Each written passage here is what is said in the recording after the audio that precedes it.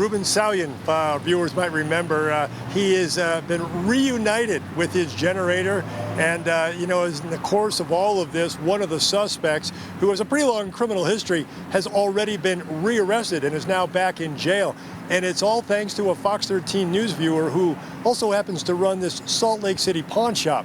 This is a situation where it was almost a week ago, last Saturday. That's when the suspects cut off, then took off with the generator from Ruben's Dilla food truck in an industrial area of North Salt Lake City. So we ran this story Tuesday, and while our story was airing, the man who runs High and Mike's Pawn here in Salt Lake City was watching. He immediately recognized the getaway pickup truck, the suspects, and Ruben's generator. Turns out the suspects made a beeline for High and Mike's just moments after allegedly stealing it last Saturday. Well, the manager, after seeing our story, called police and gave them everything they needed to identify the generator and the suspects. And one of them came back to claim the generator, but when he got here, was told it was stolen. That's when the suspect took off. Ruben got his generator back yesterday, and he's already back to work today with a couple of catering gigs. He says he's thrilled with how people in this community paid attention and helped out.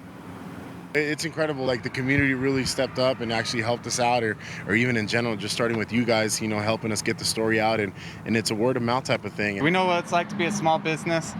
People think pawn shops are crooked, but we're just happy to help the community any way we can. Kind of nice when it all works out like that. Now, police were easily able to identify the suspects as Brandon Karpakis and Eddie Salazar. Eddie is the guy in the video wearing the John Stockton shirt and the guy who showed up here at High and Mike's to try and reclaim the generator. Brandon had at least several outstanding warrants, we're told, and he was rearrested, I should say, yesterday, and he's now likely facing new charges in connection with this theft. Meanwhile, police still searching for Eddie Salazar. And Ruben once again says he still can't believe how quickly this all came together, how the community came together, Fox 13 News viewers, to help him get his property back. He knows in the grand scheme of things, it's not a huge deal, but it really is good to get that stuff back, and it makes him feel good. Meanwhile, if you know where Eddie Salazar is, North Salt Lake Police would like to hear from you. They'd like to get him in custody, bring him in for questioning. You can call North Salt Lake Police if you've got any information. In Salt Lake City, Scott McCain, Fox 13 News, Utah.